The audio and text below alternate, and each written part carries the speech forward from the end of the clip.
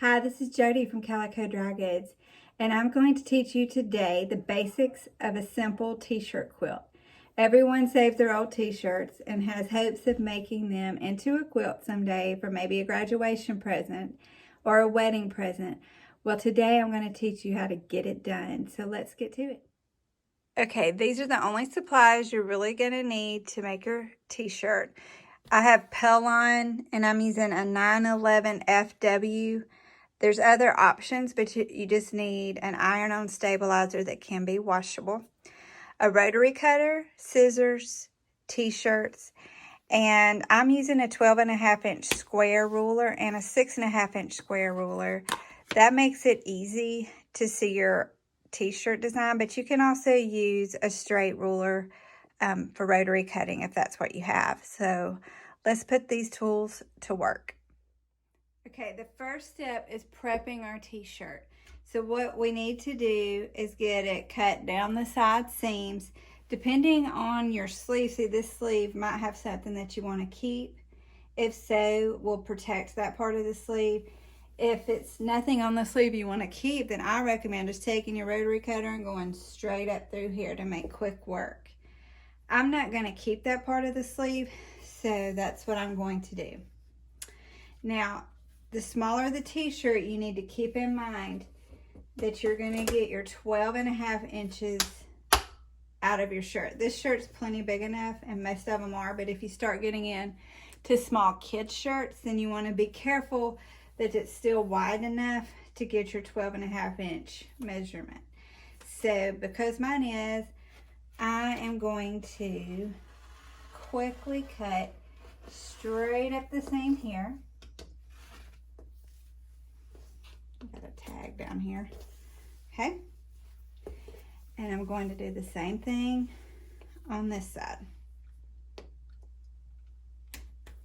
Now right at these seams, where the t-shirt has seams, it may be a little bit tougher on your rotary cutters. You can use scissors if you feel safer doing that. Okay, so now I have my shirt with just this part left. Here's where I'm going to get my scissors out. Get the rest of that gone. And I'm just going to cut across because we are probably going to be using both sides of this shirt. So I'm going to cut across the next seam. All right, we'll put one to the side. We'll get rid of our extra. And now we have just one side of our shirt.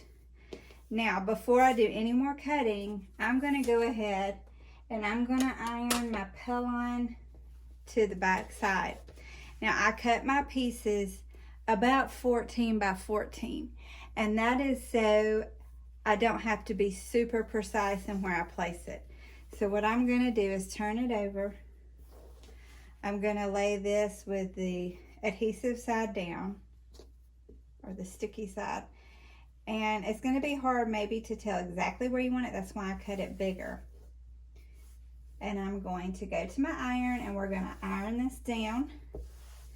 And we're going to come back and then we'll have a nice stiff piece of fabric that we can cut to precision. Okay, we're at the iron. We've got our shirt flat. The words are facing down on the ironing board. We've laid our Pellon on top of our word space. And we're going to take the iron and make sure we get good adhesion of the Pellon or the fusible to the back of your shirt. So this one is just going to take several seconds of heat.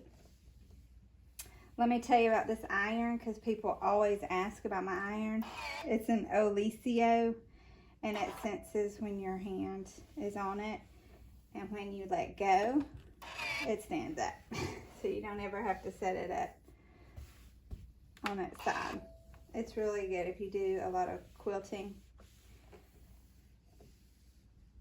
Okay, so once we have this adhered in all the places, we're ready to do our precision cutting of our design. Okay, so we have our t-shirt prepped and ready. The backing is on, so the material is going to be a lot stiffer and it won't have near the stretch if you didn't add this P-line. So we're going to use a 12.5 by 12.5 ruler, and as you can see, that makes it so much easier because you can see your design right through it and just simply cut around it. If you do not have one of those, that will work too. It will just take a little more measuring. You could just take your standard ruler and trace with a pen, 12.5 this way, 12.5 this way. Just draw your square and then cut. So that would definitely work, but this makes life easier. Especially if you're going to be cutting lots of t-shirts, it may be worth the investment. So I'm going to take my rotary cutter and we're going to cut down. Mine needs a new blade, I guess. I'm just going to rotate it. Make sure I'm getting good cuts all the way around.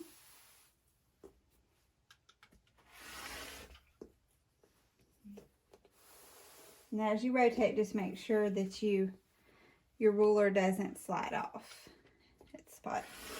Okay, so now we have a perfect piece. Our P-line was in the right spot. If you ever come across a square that you cut and you've missed a piece, like your P-line didn't quite cover it, just take another strip of your P-line and add to it. It's no big deal. So now we've got this. We're going to cut all of our t-shirts to at least a 12.5 inch width. They don't all have to be 12.5 inch square, but for this to maintain its simplicity, you definitely need all your pieces to equal 12.5 inch width. I'm going to show you what that means as we put it together, as you would be putting one together, because sometimes you're going to want smaller pieces, like maybe the front pocket that has, say, a monogram or something. In that case, you could cut 2 pieces off of a pocket and put them together to make it so you would just do the same thing, but you would cut it 6.5 inch square here, and maybe from a different t-shirt cut another 6.5 inch square. Then those could go together underneath of a full size square. I'll show you how that works in a diagram in just a few minutes. Let's look at this graph so you can see what I mean by how to lay out your squares so that you don't have any intersecting seams that don't match. That's what I see in a lot of t-shirt quilts, and that just adds a whole nother level of complication that we don't need when we're doing all these t-shirts. So if your standard width is going to be 12.5, you can still get your differing sizes in the length. Like you may have a t-shirt with a really long design that you want to keep more of the design. So make it longer, but keep your width. Even if it means cutting a little bit of the design off, I think it's still worth it for your trouble to not have to be so particular in how you lay out your squares and how you sew them together. That way, you can still get some variety in the size, but if you sew these together in rows, then the width is going to be the same no matter what your smaller measurements are. So you could do like 2 pocket or 2 little front chest designs and cut them into 2 6.5 inch squares and add that to a t-shirt that had a smaller design on the back. You might have a place with 4 pockets, or you might just have t-shirt fabric that meant something. For instance, I did one for my nephew, and it was just a camouflage plain t-shirt, but he had been wearing it when he got his first buck. So we just used a square of that fabric. So you could do that in a place like this. So as you can see, you can get different sizes, but if you can keep them in columns, that way when you go to sew these columns together, there's no mismatched seams and it still looks very uniform. Your next step is to lay out your squares. I have them up on a design wall. You could definitely do this on the floor. I'll put in a picture here so you can see how a full-size quilt will be laid out. And then you will be able to sew just like you would any quilt squares together and quilt as desired.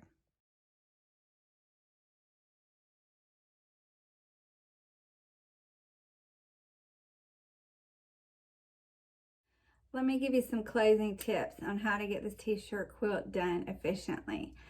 I would recommend that you trim all your t-shirts at once, that you trim all your pell-on squares at once, and then you have all of that ready to go. Then take time to iron the pell-on on all your t-shirts at once. Then cut to precision all your pieces, and they're ready to lay out. Of course, you can do it step by step if you only have a little time to work as you go, or if you're really smart and really efficient, you could get it done every year. Do a couple of your t-shirts, stash them somewhere, and at graduation you've got them ready to sew together. That would be a winner. The other thing I would recommend, don't worry about trimming off part of the design. That's not going to be what people love about their t-shirt quilt.